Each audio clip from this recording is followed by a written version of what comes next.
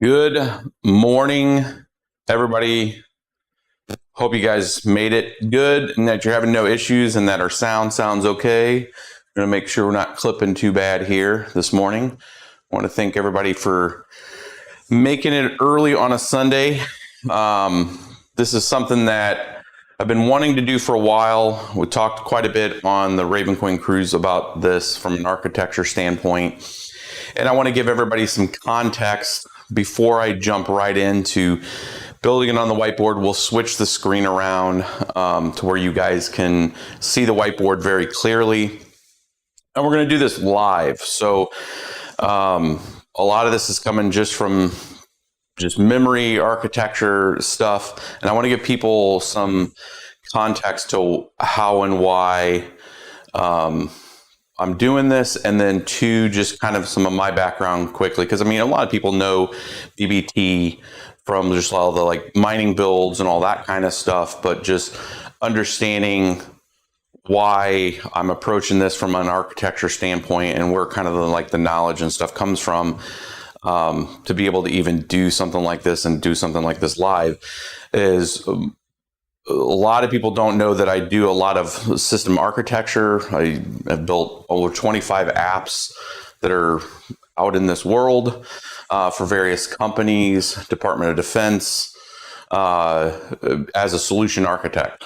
So I build large data systems and data, services, both from hardware, if we're talking, software-defined data centers, SDDCs, networking, the whole stack up and down. So I'm an overarching systems architect, kind of on the quote unquote day job piece. And then obviously that's what got me into mining very early, understanding, the importance of decentralized finance, understanding the importance of something like Bitcoin and what it was, what the white paper had explained and what it is. So while I love building systems with you guys, and if it's GPU mining, if it's Bitcoin mining, a lot of my experience and time outside of this is building large systems. So I'm going to take this approach from trying to make it to where it's palatable and people understand it. So we're going to take some pauses on building the kind of architecture, and we're going to cover a couple things here. We're going to cover architecturally how an exchange works. We'll talk custodial risk, and then we'll talk kind of, I think what on everybody's mind is like an FTX, like how's this kind of thing happen? What's the risk of other things like FTX happening? And this whole mantra of not your keys, not your coins goes a lot deeper than just, is an exchange solvent or not? Like, how's the back end work to facilitate like high frequency trading? And then how does it settle? And then how do you do like proof of reserves? And then I'll put on the edge there the other parts of just business in general, which is, what liabilities are, how that kind of works with, if somebody's telling you we have X amount of proof of reserves, I don't really care so much about that as I do care on a centralized exchange of like, what's their liabilities? If somebody says they have 400,000 Bitcoin of customer deposits, but they have 800,000 worth of Bitcoin liabilities, this is wherein lies some of the problem, right? So all these exchanges coming out with like proof of reserves is kind of like half the story. So it's a good start for them to do, but there's a lot more transparency that needs to occur. And then in some of this breakdown of this architecture, we'll get into like how possibly they could start to provide a little more transparency within the stack, and how could they do that securely. We'll try to get into it. I don't know how long this live stream is going to be. It's be one of these ones that you probably have to come back and review as we're starting to build that kind of stack on the whiteboard. So again, I've had a lot of these conversations not on video, which is like, we were on the Raven Queen cruises with Tron Black, one of the lead developers of Raven Coin. We were having, conversations about like how exchanges work and stuff with all the FTX stuff that was going on.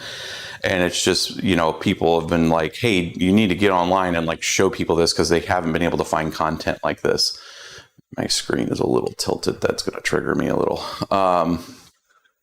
But we'll switch over to the whiteboard and we'll just get right into this. I will take some questions and stuff, so hold them till towards the end. We'll kind of go through it once the stack is built here. Hopefully sound is good and everything else is good. I don't see anybody saying that there's any issues with sound. So we'll get into this, my dudes. So let's switch over to the smartboard, and I'm going to kind of give you an overarching view of like the stack in general and all the kind of, there's going to be words that I'm going to be saying, and I'm going to try to make sure you guys understand those different words. So let's talk the general stack. We're going to talk things like, let's just call this the key. We're going to have on-premise, on-prem, off-prem, when we're talking about the hardware. And this, like, off-prem would be like cloud, like if they're building something on a cloud stack, or an on-prem is like it's on-site. And it could be on-site within like a remote site, but it's something that they control, right? So that's what on and off-prem are. And that's really relevant with certain aspects of like load balancing and stuff. There's reasons why certain exchanges and stuff would have some stuff local and then some stuff that's on a cloud.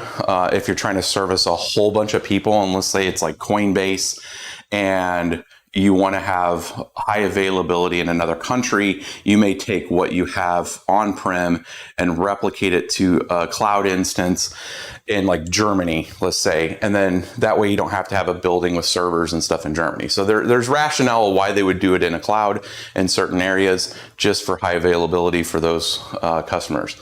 But we'll talk that kind of piece. We're going to talk some stuff related to networking. Networking, here, let me rewrite that. Network. And that will be like WAN and LAN, which is wide area and local. And this is going to be relevant when we talk conversations around high frequency trading and the reasons to bring everything as close as you can to like the trade engine. And like that stuff's going to be super local. It's going to be fiber channel stuff. It's going to be really close to be able to operate and run. And then the information from that stuff will then broadcast to various components across the wide area network, like feeding the data source to the cloud. That kind of stuff. So, you know, to keep things in check, like you have to bring things local to then broadcast. There's a whole other range of things, and we'll just keep adding them to the key as we get there. So a basic exchange. Let's talk big components first. You have your front end, which is what we see. And that's really broken out into like a computer, let's say mobile and computer. And it does. I'm using that openly because that could be Mac or Windows. You know, Win, Mac. Just essentially the like HTTP front end. Like if you're in like, I'm going to use Coinbase a lot on this. And full disclosure, I have not helped any local US exchanges build anything. I'm not under any NDAs for any of this. It's just understanding the architecture, because at one point in time in my life, around 2013, I was thinking about building an exchange. So I tried to learn as much as I could on what it took to do it. So this would be like your normal front end stuff. And within that, there's load balancing,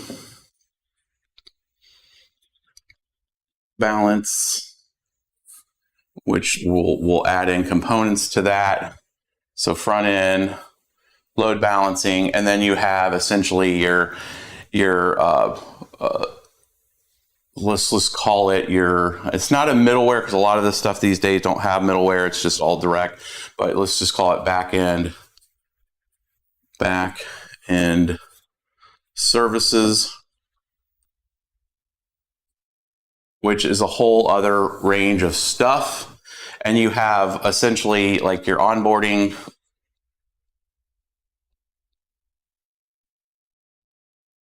which is going to be like customer, let's see, customer data, which those will fractal into a couple different domains, which you're going to have like your legal stuff. And then you're going to have like your trade, how best to explain this. So the legal stuff is going to be like your passports, IDs. Really what I'm going to quantify is PII. So this is personal info. And this is the stuff that, you're trying to keep protected for all kinds of reasons, right? You don't want that to leak. And that's the stuff that when hackers hit something, sometimes they're hitting these less secure databases that are sitting in there from the legal standpoint. And then there's the reference architecture that is just like a list of checks and balances to say like limits, bank, like your trade requirement stuff. Like can you trade? Is there certain assets? Like what can you do? What can you not do? Like you're not going to commingle these type of databases. You're just going to get reference links of like, can you, what's your daily limit, all that kind of stuff, kind of references. Do you have your password? Have you been verified? Or your passports and stuff like that, have you been verified? And then there's other architecture here of like your trade history. And then just other relevant data, geolocation, geo. Oh man, I'm trying to keep this small. So geodata, all that kind of stuff. So this is just onboarding. There's various companies do it in different ways, but they kind of segregate this from like the trade engine stuff, right? This is like the consumer data, relevant stuff that they need to keep track of. And then for tax information, that kind of stuff, right? So all this stuff sits in separate kind of database structures. It could be MySQL, it could be a range of different type Oracle data, that kind of stuff. So consumer data is really just the box. Then you have the trade engine.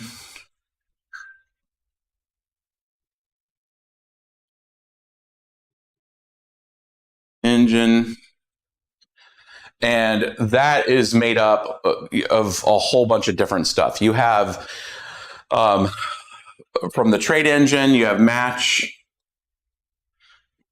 So it's like matching engines, which line up the order book.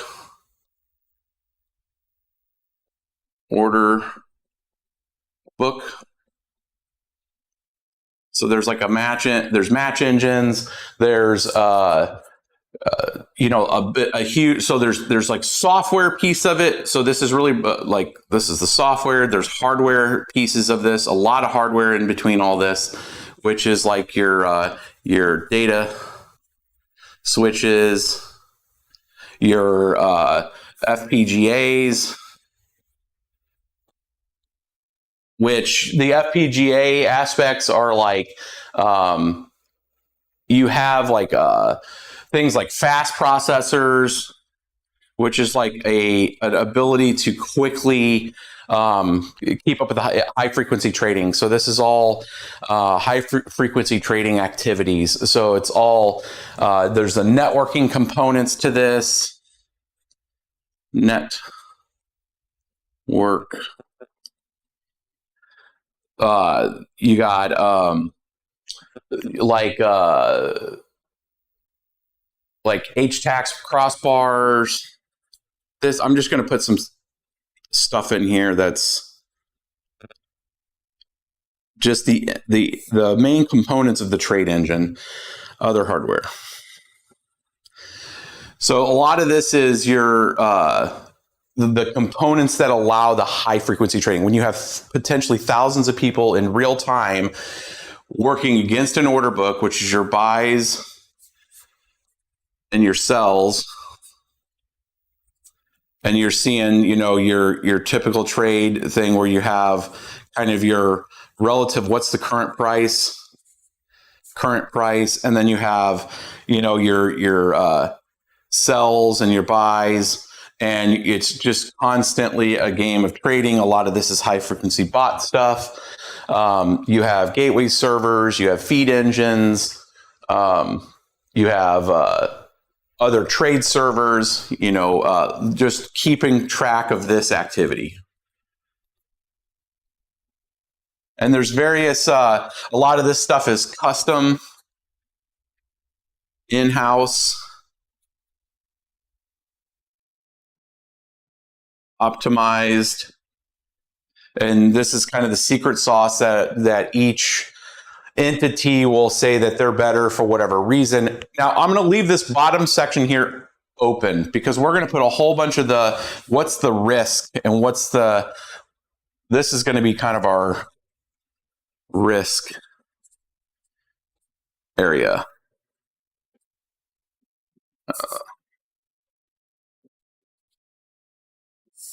And there's going to be all kinds of different risks. There's going to be risk of people that can build, backdoors into this, that can build, the algorithm. One of the biggest components here is the algo.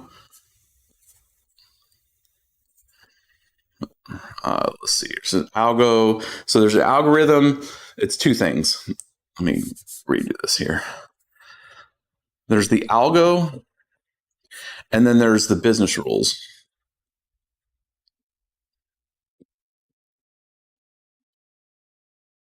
And these are kind of like the overarching, like most of this stuff is super mechanical. This stuff is like you build it to do the function and it's going to be atomic in its design, right? It's going to be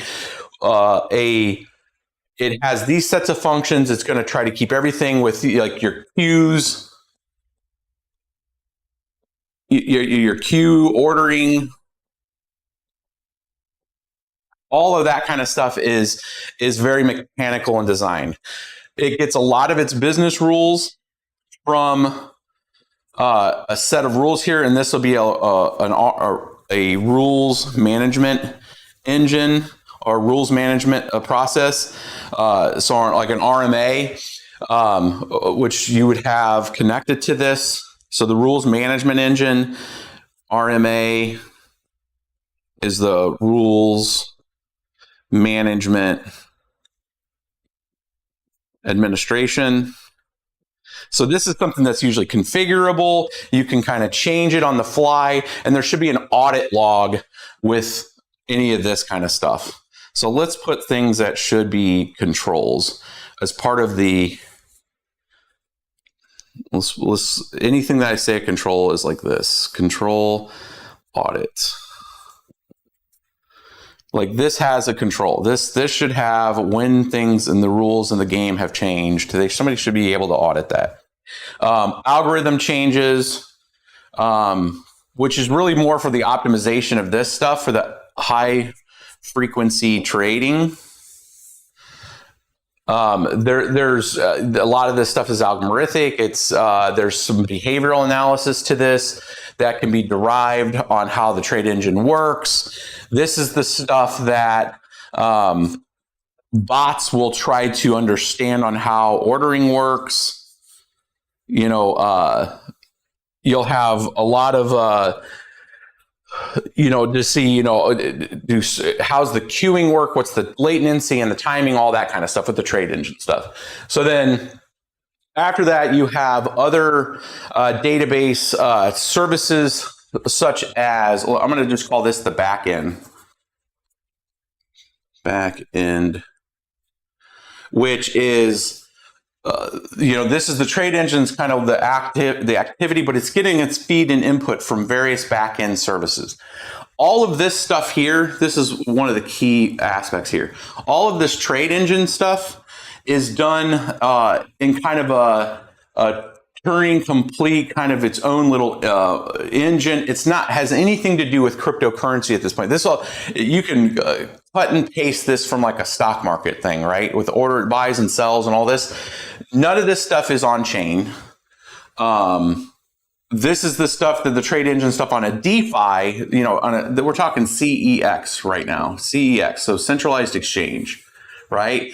The DEXs that are out there in the world do a lot of this activity like in a state or a way, like if you're talking to an Ethereum exchange, it's doing all this stuff on chain, right? So it's slower, it's not high frequency, it's playing the who can get the fastest transaction. It's playing against the MEV stuff, all that kind of stuff. This is agnostic to any of that MEV. There's no, there is extracted value on getting the algorithms, trying to figure out this component with like a bot to figure out the trade engine, and you're trying to front run trades. But like the MEV stuff that happens with like DEX is something that's since this is all this process here is all open and transparent on a DEX.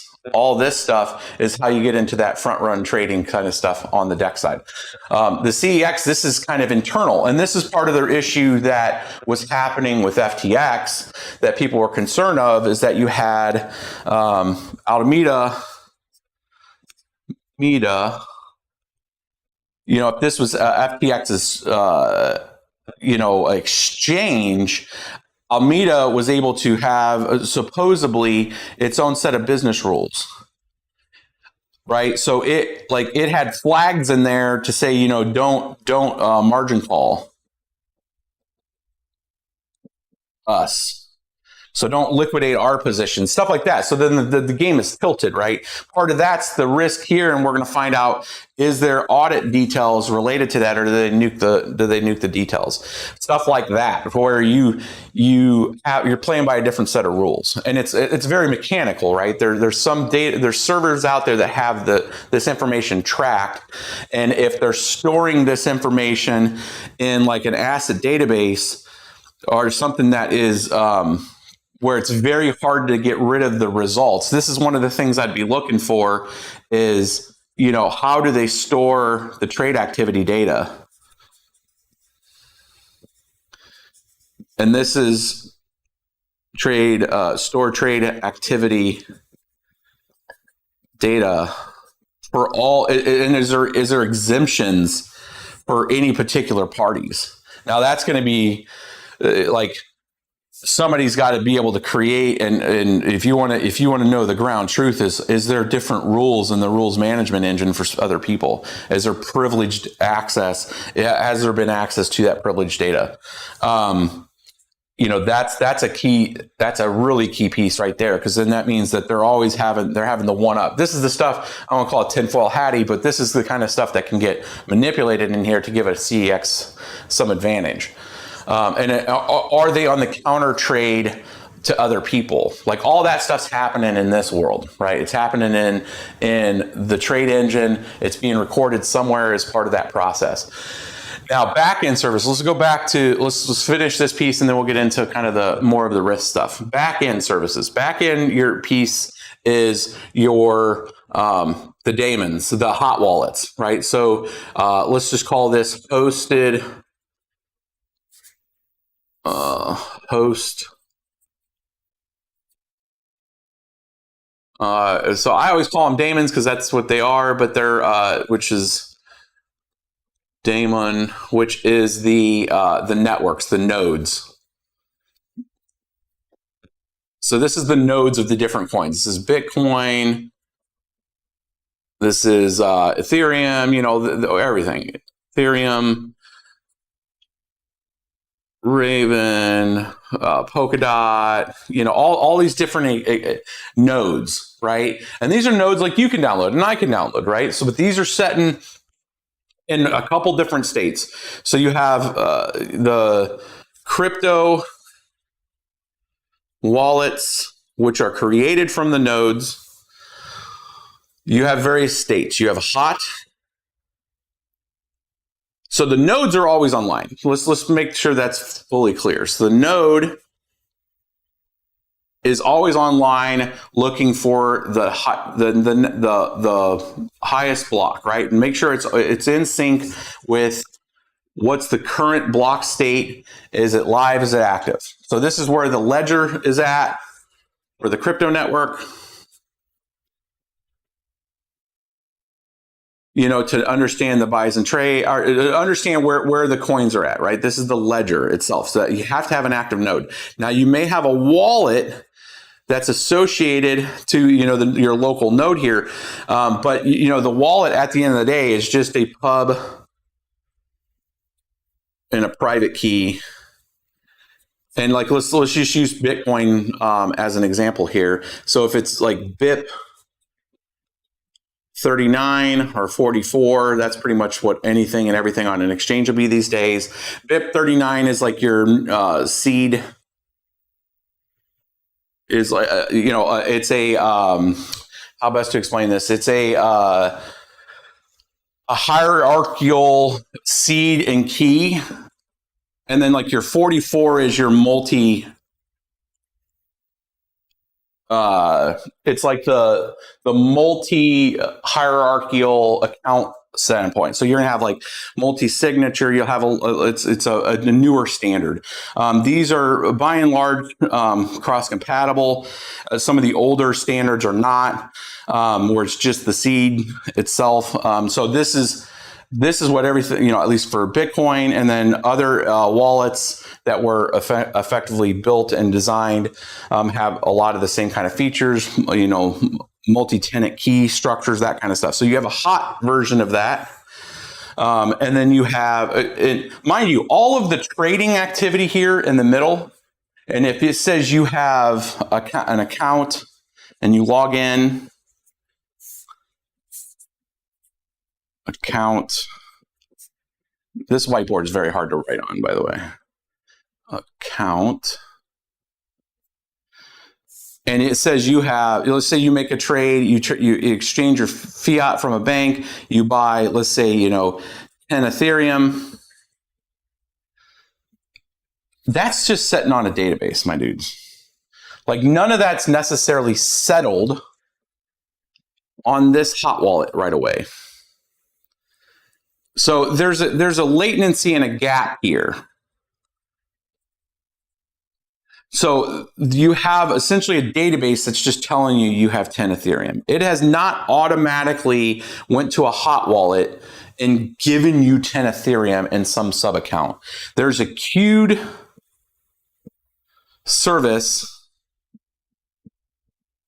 for you to that says, hey, your this account ID, your ID equals 10 ETH ODU. It's like an IOU. And there's a range of reasons why that happens in the way it does. Some of that's just, there's a lot of people doing it at the same time, but there should be a register service. So we're just going to call this a reg service that keeps track of like the total that the exchange has versus, you know, it's not just their reserves, right? It's going back to this trade engines of market makers, right? So let me see if I can move this down some. So this whole trade service here has market makers.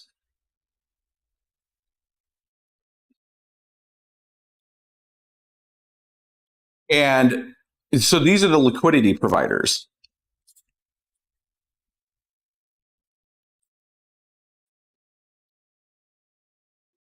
It's not that let's say a Coinbase has, you know, a whole bunch of Bitcoin is trying to sell you, right? It's providing you a service, and that service is this thing, this whole trade engine. And for that service, it's going to, you know, the CEX is providing a trade engine. And for that trade engine, they get fees, both on the maker taker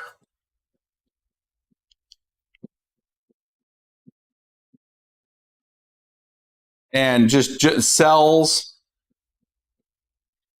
they're making money there, but the liquidity, let's just say liquid providers are bringing their bags, right? They're bringing their bags of whatever, or then maybe they're establishing a bag here of coins, and then they're doing, buys and sells activity and giving you depth on an exchange. And then the exchanges are supposed to be just making fees, right? And it depends where the exchange is at, is if the exchange itself is going to start playing some of those games. But like most of the ones in the US, from my understanding, are not supposed to be counter trading you, right? As an example. And there should be audits related to that somewhere, right? But there's a liquidity pool, people are buying and selling, and there's liquidity providers. The reason why I'm saying that is that when you're doing this, the exchange itself is setting up that buy trade for you to buy instantly. So if you're just on like Coinbase's UI, they're queuing that you're doing this, and they'll give you a spot price. Spot price. And they're taking a small risk in the time that it takes them to queue and settle. So they give you a spot price. Let's just say maybe it's $12.50 on Ethereum. They're going to charge you maybe a $10 fee for that. And there's some float, some risk, some depth on that spot trade. And that's why you'll see sometimes on like some, when you go to do a buy or a sell, just using basic Coinbase as an example, you'll see kind of like, hey, the spot price I'm seeing is X, but like it's charging me higher. Plus I got a fee. Like what the hell? Like my entry price might be $12.75 here, and it's $25. What the heck? Well, there might be a higher spread on this trade engine at that moment in time here. And it's trying to settle that out, and they're still trying to make money. Now they don't, depending on how much activity is, and depending on how that business rule is set up here, this rules management engine, they may have a little bigger spread to ensure that they're not getting wrecked. And on this queue of when it's going to settle, they may have a priority to make sure that your immediate buys like this are going to get resettled before anybody else's, to make sure that the exchange isn't getting wrecked, right? On just the depth float that can happen. So the reason why all this is relevant here, all this account stuff that I'm talking about here in the settling, is that you actually don't have that coin right away, right? This is why people are saying when you buy, and if you take it off the exchange, like it's having to send you, it's having to settle within its hot wallet of what its current value that it has in that, and it's going to have to send it to your address, right? It's having to settle that out. So if it's not liquid at that moment in time, they're going to do, a buy to ensure that they can execute, that transfer. And part of that risk on those exchange runs is that this service gets hit pretty hard. You have cold wallets also, which maybe just not spun up. It's probably sitting in a VM, and it spins that service up and extracts those coins to put them back into the hot wallet. And then there's true cold storage, which is where the majority, like let's say Coinbase is setting, where they have like the longer term, funds that are out there.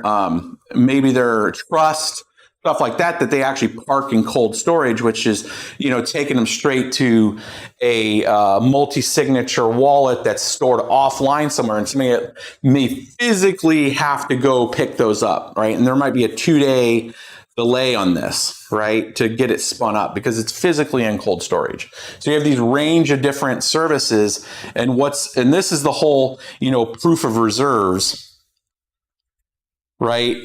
From like, I think it was like it was either crypto.com or Binance that said, hey, we have 475,000, BTC of customer funds. The fact that Binance, if some of them come out and say we have this, that's great. That's like it's like what you're supposed to do, right? You're supposed to have, if the stuff's sitting in cold storage, people are not doing anything, but we don't have proof of liabilities, right? What's the outstanding, what you're supposed to have? What's the database say based on all of the things, customer and customer deposits? What's that amount? Because if the customer deposits are 515, then you're running a negative. There's a delta here, right? You're 35,000 BTC if everybody came to withdraw, right? And it's not that they're going to have to give 515. They're probably going to end up having to give 5, 4, 9, 20 or something, and then that 80 BTC they're going to get in fees. And then transaction fees. Like there's going to be some delta here. But at the end of the day, what's the liability? And then of that, what of these reserves is on margin, where people have put out, some risk here on margin risk, right? So a lot going on here. You have a lot of risk on the exchange doing what it's supposed to do, and you have these rules that can stack the deck in different ways. And part of let's go to like more of the just general risk here on the exchange side, and kind of break down what we just went over from on-off premise, all this kind of stuff. So architecturally, you have services and data services and stuff, from on-prem is the hardware, the physical, stuff local. What would set on-prem? Typically on-prem would be this kind of stuff. Your data right here, right? You'd have your PII here, just because of the cloud risk. Like cloud is just another person's computer. So if you're storing this stuff not in your own architecture, then you run the risk that those databases that are sitting here, the databases that have all of our passports, all that kind of stuff, are on essentially a world cloud, right? AWS, and it's a data service. All the queries are maybe in Spanner. You got infrastructure risk here, depending on how their IT infrastructure set up, their key access, their keychain, all that kind of stuff. Of where's the PII information. So what at the end of the day, somebody gets your trade history or your data, or your IDs and your passport information. There's some there. So most of that stuff's typically set up on an on-prem because you want to hold that locally. And stuff like credit card data, bank data, all that kind of stuff. Typically, you're not trying to risk that. And depending again on how mature the exchange is, that they'll build their own controls to that info. Physical access, multi-tenant, or multi-factor to that info, right? So you're going to try to you're going to treat it almost like it's HR data. The trade engine stuff, you'll have potentially also on-prem, just that way you can kind of control the risk that's associated to getting it. So another on-prem trade. So your core was probably going to be setting on-prem. You'll have a replicate service that's going to cloud for high demand, high availability from a geographic location. geoloc. So your rules management engine, your audits, all that kind of stuff, probably set local. Cloud's handling just some of the activities to allow you to have load balancing and high availability. And then, it makes it more a more higher user experience. And again, you have various ways to handle that. They, from an architecture standpoint, they're more than likely using something like RESTful APIs. And for some of the more elaborate trade engine stuff, they're probably using something like Graph.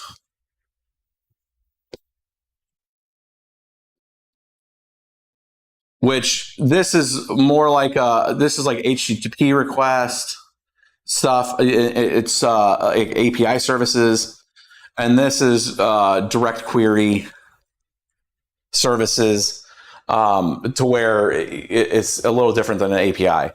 But you're having, this sets of architecture kind of set up for that. I think Twitter uses this quite a bit, actually. Just from just how Twitter's like a live high frequency messaging app.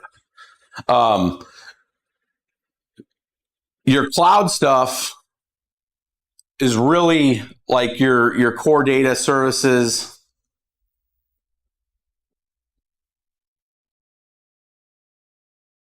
Replication. God, I cannot write with this thing.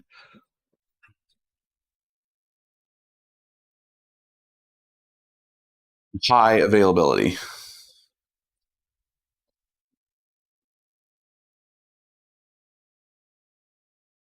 And we're gonna do the risk of all of this here.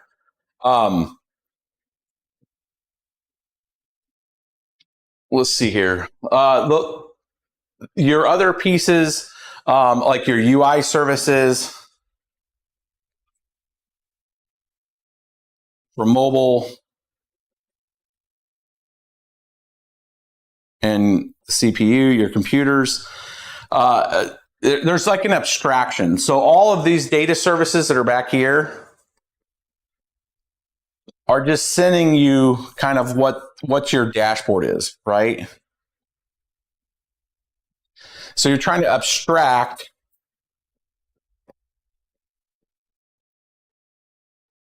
like you're not tied directly into the engine right here. It's just the UI, right? Because it's not doing any trade activity. It's not doing any of that. You're just sending commands back to the mothership to do those services. And this all comes down to just usability, things that function and give you data. This is why sometimes, like if it starts to lag or whatever, you're probably having some service back here in your back end that's just not working. Let me zoom out a little here. Man, this thing is a mess. I'm going to redo this at some point in draw.io to where you guys can actually see the mechanics of this laid out. Maybe we'll do a short video on kind of how this works, from like the actual how it ties into it, because it's really hard to do on the whiteboard. So what are all the risks? What's the core risk here that we kind of started covering? Let's just do it here. Risk.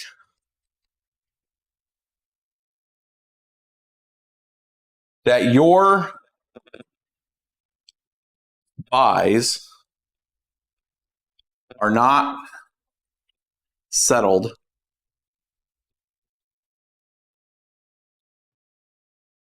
with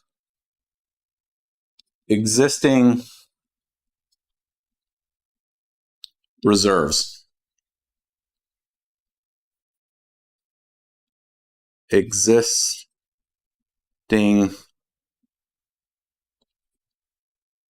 reserves. What's that mean?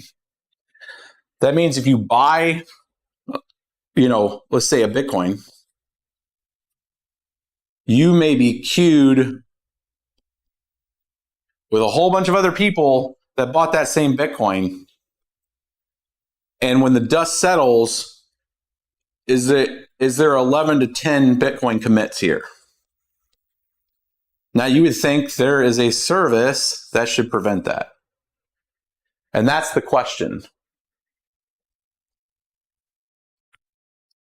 How does an exchange guarantee, which I'm going to tell you architecturally, they could do this through an ordering service, but how do they guarantee that what you're saying, what you're clicking on there is that they're not overselling their reserves? Is there a marginal float risk that they are willing to take within their rules management engine? And this could be a stored procedure, proc.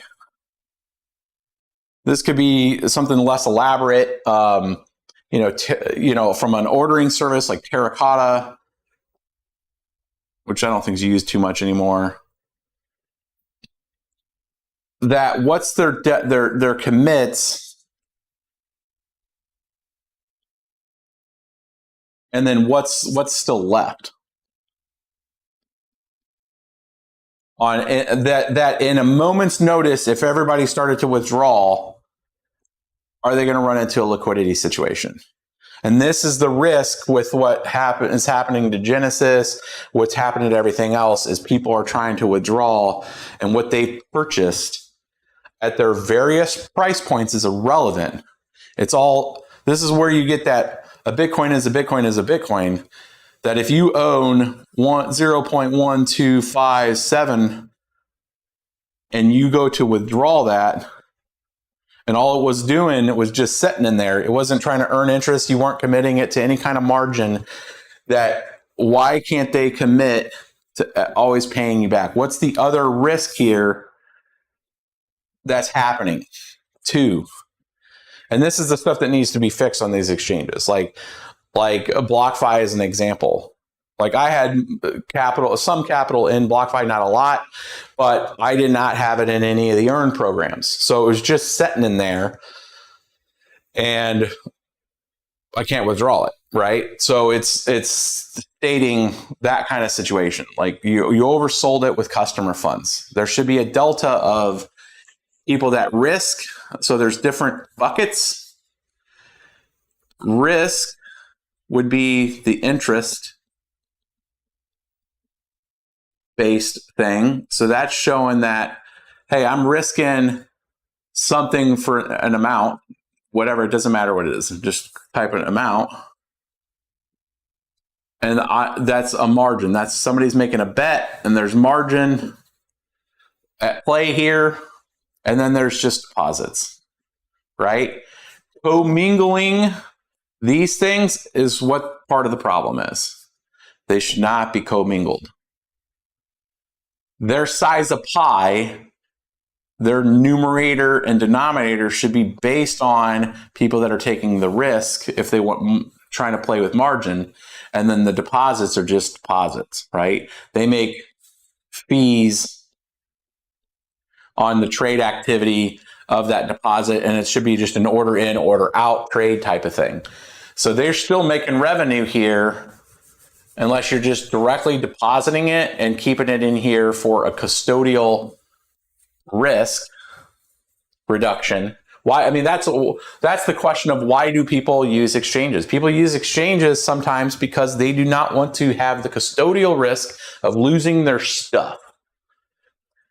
And in an exchange model, if you're just sitting there as a deposit and it's not working any kind of risk, then the exchanges to kind of get around the, okay, well, I'm just going to, we have all the security and we're holding your coin, but like, how do we make fees if you're not doing anything?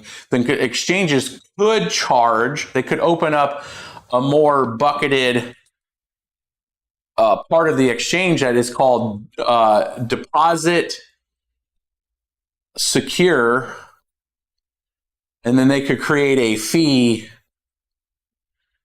that they charge, yearly or whatever, to where they will not use your deposit in any way, but they're going to charge you a fee because of they're holding the custodial. I mean, they're not there to just do you a service, right? They're there to make money. So what they're doing is, without, the fine print is allowing them to take those deposits and risk it. And I guarantee you, most people, if they saw that, they'd be like, no, I just want you to hold my stuff because I don't want to lose it. So this custodial secure kind of thing is, I think, what needs to end up happening. And we're going to pay a service fee for that more than likely, to not risk them using our stuff, right? That's a way to potentially do it. But then it's a matter of, do you trust them not to mess it up again and go insolvent, right?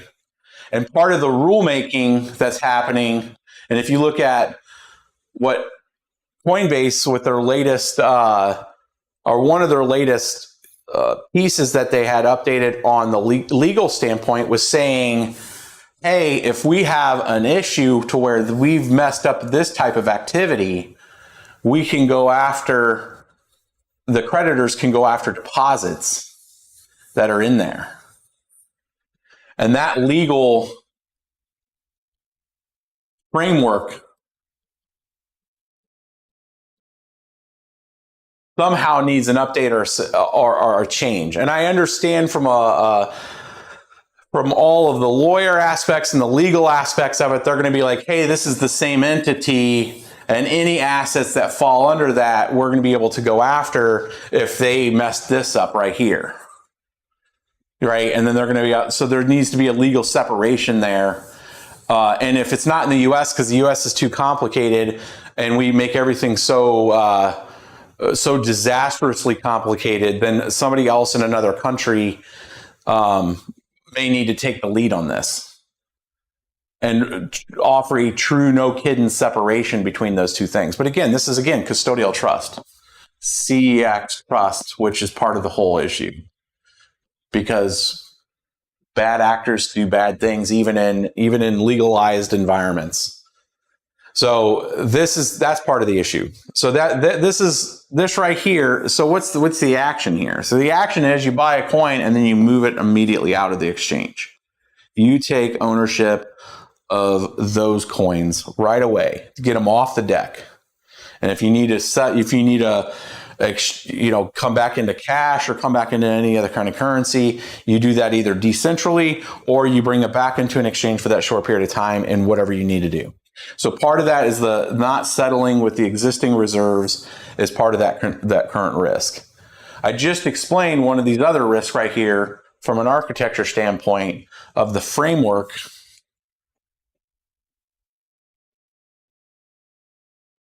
that they currently have, where deposits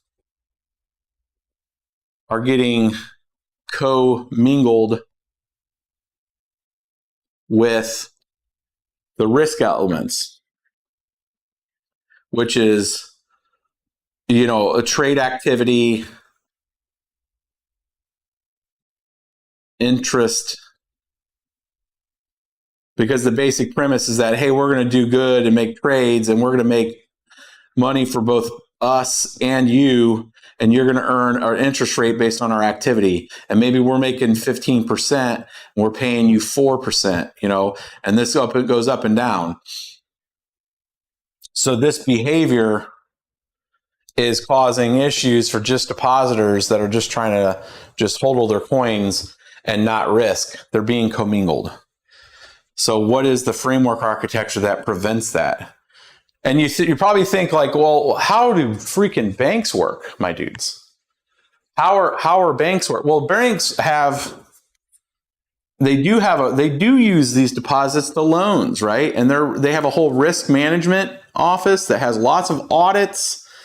And granted, I'm not going to be one beating the drum for any activities that banks don't necessarily cause massive issues, and we've had issues with banks, but at least in the United States, there's FDIC.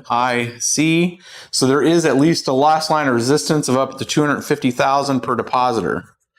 There's insurance that if the bank does this commingled BS and it fails, when you go to the bank, you can withdraw. At least in the United States, this is US. Now, we've seen in the world, if you're in Greece, in 2012, banks shut down. Lebanon, most recently, same thing. 2021. where people were trying to get their capital, and it's not just, and this is US dollar, right? And if FDIC came in, if FDIC, FINRA, all the entities get on alignment and then say, hey, we will have a framework to now have crypto deposits for just people trying to deposit. None of this activity, like they're not that just like a normal bank works, right? The bank, the FDIC is not protecting you from trade activity, right? It's just deposit. FDIC is not. If you let's say the bank has IRAs and all this other stuff, and you wish to risk that deposit, they're not giving you that, right? You risked it. You make a trade and it goes bad. They're not covering you down on that, but they're covering you down if you just let it sit, right? If they did that for crypto at some point up to a certain amount, then the banks would still be guided by their own frameworks and rules to, if they were trying to do some kind of crypto leverage stuff, they would have to still guarantee this. Now, my argument is that the banks probably wouldn't touch it, and they would probably just go to this model where they're just charging you a fee to hold it. Like you're going to have a cold storage account with a delay, and they're going to charge you a fee to hold that. And maybe that's a multi-signature. I think this framework's a while away because they're still trying to figure out what crypto is, my dudes. And they're seeing all this disaster here and going, okay, how do we deal with this? How do we ensure this? How do we, what is and I think it's a lot simpler than they can make it out, even from an architecture standpoint and the business rules. I think it makes it the most leanest way to do this is be an entity that is just doing the deposits and charging a fee for that. People would pay, without a question, a fee to have some level of FDIC insurance on what they have, and not have to worry about the custodial risk of holding your own private key, and people find out you have a private key somewhere, and then you have the physical harm or anything else that can come with that. And it's just complex. If you watch Bruce Fenton on Twitter, he did a whole thing on just why the rank and file, the people that are just kind of in crypto and trying to diversify, and they're not technical people, so they don't want to take the custodial risk of holding their keys, right? So like this is the stuff that I think is going to get a lot of attention of, like, how do you just have a protection for depositors? Which, I mean, this in another word is HODL, right? Like, how do you, if you're just wanting to HODL and go long on it, where do you put it? So framework is a key piece right now. And that framework right now with the depositors and all this is the risk of you keeping stuff on exchanges. Now, if you're a trade bro and you're just trading, you do you, boo. But if you're just a hodler, this is part of the custodial risk. And right now, it seems the best alternative right now is to hold your own keys. And it's always been that way. However, again, for the reasons I just said, people go with exchanges for the convenience, for the quick access to liquidity, all those kind of things. But if the exchanges keep playing with this game of not settling and they come insolvent, we start to see some pretty big issues. What's another thing? 4. Exchanges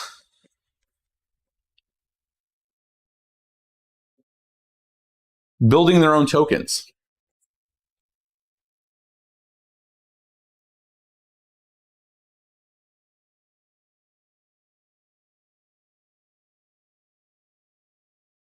This is what was the key downfall for FTX with the FTT token. I've been very critical on Binance and the BNB because I still have not drawn what the difference. There's not a utility difference of this, and I know Binance says that they've never margin loaned against this. I guarantee you that's $40+ billion they're absolutely using this as a leveraged position in some way, if not just as a signature loan. If they're going to grab capital and they're like, hey, we got 40 billion here. I mean, you use what you have, my dudes. So I'm still very concerned on BNB because I don't see the actual purpose for it. And people are welcome to say in the comments of what the purpose of BNB is. But this is a token they made. Same thing with CRO and crypto.com. Right? This is part of the reason why Coinbase and Bittrex why they were like the third and fourth exchanges is because they weren't ballooning their valuations because they were made tokens out of thin air. So when they're doing a sleight of hand here and creating their own values to add, potential leverage to buy and put their name on things, that's part of the risk. So exchange building tokens is a big risk because if they're creating a lot of liabilities against this, and we go back into the risk of the legal framework, and this thing goes to zero, like FTT, then they start hitting customer deposits, right? If they have liabilities on FTT and they're X and their deposits have Y, they're going to go over here and wipe that out, right? Because the thing they were stepped up on is gone. And this, I think, looking at the custodial liability risk of what BNB has against BNB, which they say nothing, but I don't believe words anymore. There should be some sort of reconciliation, which they won't do, and they have no. There's nothing good that will come from them trying to disclose that. And I mean, because at some point they've done, even if they've exited their way of doing this because of the risk, at one point they did. And, if something worked at one point when there's desperation, it's the risk of like what happens with this. So same thing with CRO, like them exiting any kind of liabilities on this and sunsetting it, I think is the long term. I don't think BNB ever gets, I don't think Binance ever will hit. It's this massive risk of if there's a huge confidence shift in it and it starts to go this down, does it hit customer deposits?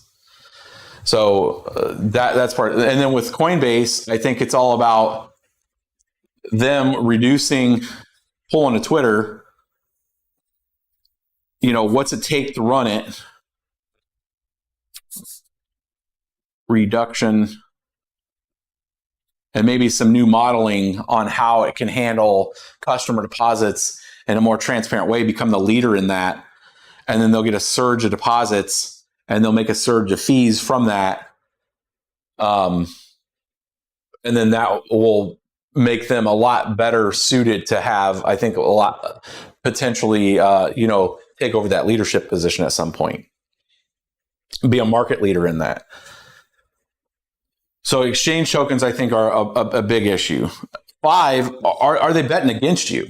The FTX Alameda connection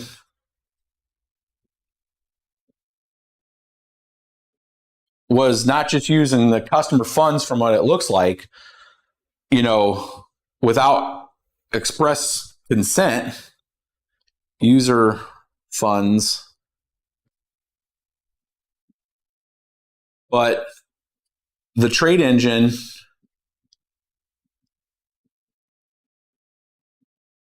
had business rules for them to win certain things, right? It was disclosed out there that they would not liquidate any of their positions, right? They just slipped it out. So, any kind of game like this where they're just genuinely screwing over the market makers and the people providing liquidity, the audit on this.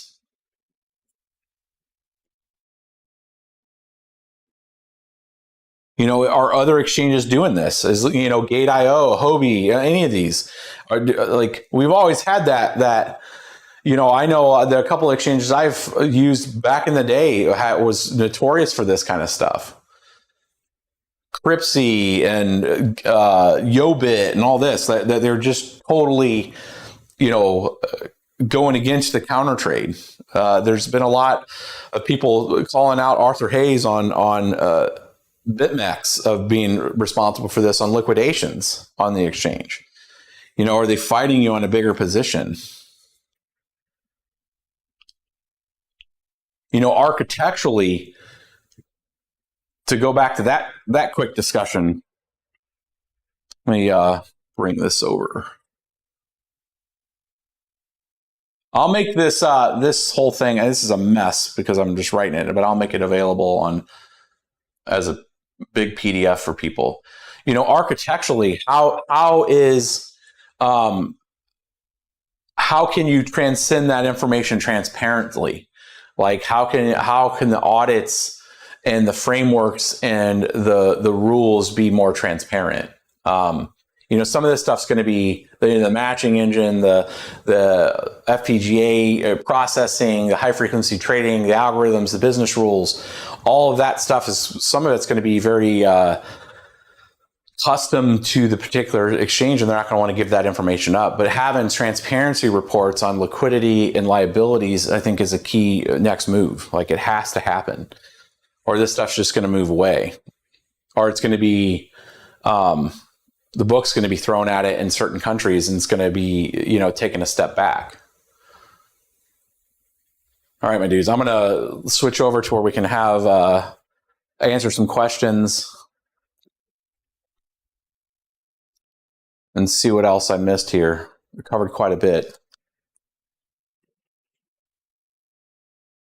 This stream is brought to you by JP Morgan and Chase. No, my dudes. This is, my brain hurts. I'm reading some of your guys' comment. Oh boy, Banks.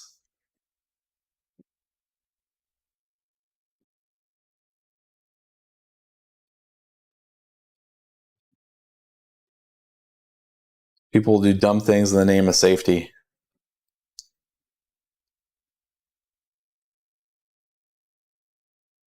So what do you guys got? I mean, I got a lot of data back here in the background. Having an architecture view of this, of like just the amount that goes into creating any kind of trade stuff, I think is to quickly understand, but you can see various aspects and components that can get manipulated in a way that really stacks the deck for, the orchestrator. I didn't get into the, queuing and orchestration pieces. There's business rules and all that. There's the synchronicity of like various tokens, the trading between tokens and all that, the APIs that allow you to do your trading, going into queues, and then its order execution, all that stuff happening not on chain, and then trying to settle, and then the real kind of showing, like having even a core, almost damn near call it a vanity metric, but some kind of metric out there that shows the total liquid potential on the exchange. Meaning there's a lot of people that have capital in an exchange, but it's set. There's various states. The stuff I didn't really peel back into this is the various states that crypto is on when it's on an exchange. You have a state of deposit. You have a state of it's setting in the trade portion. So like, I'll give you an example. Coinbase and Coinbase Pro, having a Coinbase, like if you have a Coinbase account, it's like a deposit account. Like you just have a balance, right? You're not in an active order, buy, sell, trade state. But in Coinbase Pro, that would be more derived as like a potential. You can use that as liquidity that's setting on the order book, just not the potential liquidity that could be on the order book, and it's kind of in a state that you could quickly put into an order book, right? Poloniex as an exchange, as an example, that was always like potential, right? Like you could quickly just go buy, sell right away, and it wasn't like a marked order like on Coinbase's front end, your normal Coinbase app where you're selling it and then it will go place that trade for you. It's just different buckets of money where it sits, but the various states, and then if you had your total users and total potential of how much liquid's out there in various aspects and coins, because they're in different states. Like the proof of reserves is just showing what that proof of reserve is without the state of it, right? And at any moment in that snapshot, it can move through APIs. People could transfer it out and all this other stuff. So like having it, is it on the, what's the next level of detail, really what it comes down to give people an understanding of, how much risk is there on, orders versus sells. And then what's the commitments, right? There's a couple of metrics out there from a dashboard standpoint that can be created to give people more of a better clarity and understanding of what the risk and liability is. And then it all comes back down to how much risk is the exchange taking into their profile of overselling, knowing, because you'll have behavior mechanics that happen where if an exchange is used to having so much liquidity, it could, I'm not saying this happens, it could create a buffer essentially that is showing we're willing to take 20% risk that we will be able to cover deposits, and they'll oversell 20%, right? They'll say, because they're trying to just make sure that people have an ability to buy. It's kind of like in a previous role I had, we were trying to handle out of stock. So physical inventory works a lot different than what it shouldn't from this, but physical inventory is physical inventory. Like if you are trying to buy your favorite product in a store and you go to that shelf and it's out of stock, now it could be at the wholesaler. It's a matter of, can you get it to the retailer? So in that kind of scenario, like it could be like Coinbase saying, hey, on the current order book, we don't have volume or we don't have any amount to sell you. However, we do have some in cold storage. So they'll go into some market depth potentially to cover down on that. But do they have the reserves to cover it or not? If you were to come to buy something from a store and you're like, hey, I'm going to pay you right now and I'm going to come pick it up later. Can you find it for me? This is why a lot of stores just won't take your money until this product is in the store. Now, online short ordering invented this whole concept of like, yeah, I'll happily take your money. Maybe you'll get it shipped. Maybe you won't. Maybe it'll take it 3 weeks. Hopefully that's okay for you, right? And you buy it and then you got to wait for it, right? And this kind of thing, what I'm talking here is market float, right? So what's the exchange's risk on market float if there's a run on the exchange? And how do they prioritize in that architecture? How do they prioritize who gets to withdraw at that moment in time? If you just bought coins and then you immediately hit withdrawal, but they haven't technically covered down, and you have a depositor that's been sitting in there the whole time, and now they come to a zero liquidity, and it's like the depositor that was kind of last, it's first in, last out type of thing, right? Like you could be the first in, but if you're the last out, you could be stuck, right? Because you waited. And that's all in the business rule side of how that's handled. And even just a little change like that would show, hey, if you come in and buy, you might not automatically get settled because we have depositors that we have to prioritize first, right, of the potential until they move that money over and get it into your account. So it's kind of like the settling standpoint. Now they have settlement stuff in the background, like if you're buying it with fiat, like think about your Coinbase, right? And you'll see this right now. Like back in the day, it wasn't like this. And then when Coinbase first came out, it was more kind of direct and immediate. But as more people have came on the exchange, meaning like if you bought something on an exchange, like in 2014 in Coinbase, and I bought stuff in Coinbase in 2014, and when you bought it, it took a little bit for it to settle because it was like, hey, we got to put the order out there, we'll get it, and then we'll put it into your account. It was a lot more direct and visceral, like it was immediate. Or, it wasn't necessarily directly immediate. Now, today, you order and it says, hey, we're going to settle this in 7 days, but we're going to make it available to you right now. Now, unless Coinbase has a massive amount of Bitcoin that it's just setting on for itself and it's willing to sell you at market price, it wouldn't technically and mechanically be able to do that unless it was just kind of forwarding you potentially depositors capital, right? It's not necessarily, it could go out there and do an order book entry right away, but it's given you right now the ability to do other things with it on the exchange. Now, they do delay some of the deposits there on that, but if you're trading out of something or you're making a mark on something, it's trying to give you access to that liquidity right away, but there's a risk and expense that they're doing with that. So it's just on the behavior of the exchanges. I think what's going to come out of, at least on the U.S. side, is going to be the business rules that everybody's going to have to go through. And that, I imagine right now, this is what they're going through. CFTC, SEC, all of them are having to try to figure this out. Like literally, what are the rules going to be from that standpoint? Let's see here. Let's get some questions here, my dudes. BBT, do you need any more employees to teach me? Not right now. Maybe as we get back into a bear, out of the bear and into a bull market.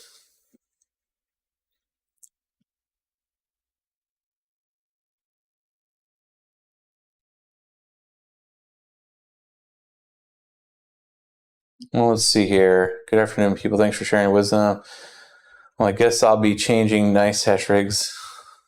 People talk about mining, my dudes.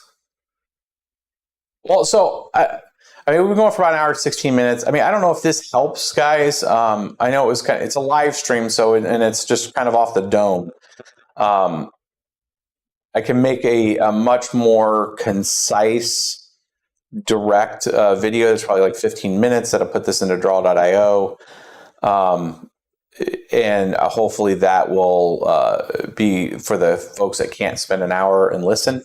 But hopefully this was a help. We're going to wrap this one up here soon since there's not a ton of questions right now. But I was just trying to make sure that you guys had some kind of idea and back end of how things worked on the centralized exchanges. And then just some of the risk and stuff that we see are associated with this. And if you guys have questions, definitely put them below. Hopefully you guys were able to hear me. Everything was good. The video's quality was clear. And then we'll get into another video here this week. We got still more on the build happening. Hopefully you guys watched yesterday's video, kind of show you guys where we're at on that. We're going to be doing some service hookup into this next week for a few days. And again, if you guys have questions or if you're an exchange person and you're seeing this and you're like, hey, we do things a little differently and you want to share, please share below, my dudes.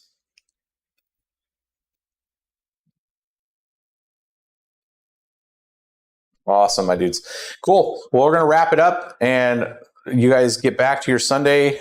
Hopefully, everything's good in your world. I mean, considering everything that's going on, remember, it's about just understand if you've been hit or impacted by it, try to understand it as best as possible, move forward, like continue to move forward. I understand sometimes things can get really tight and hard.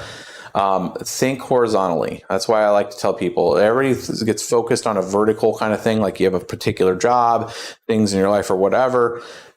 Look at the horizontals. How else can you improve things? Can you get another thing? Can you run 2 jobs for a little bit? Can you run horizontal, multiple streams of income? Try to expand your horizons in some way to help you get out of whatever you're in. Just remember, there's a lot of help out there. People can help folks. If you have questions, put them below. I'll try to answer what I can. My dudes, I know there's a lot going on in this space, but we'll keep pressing. All right, my dudes. Peace.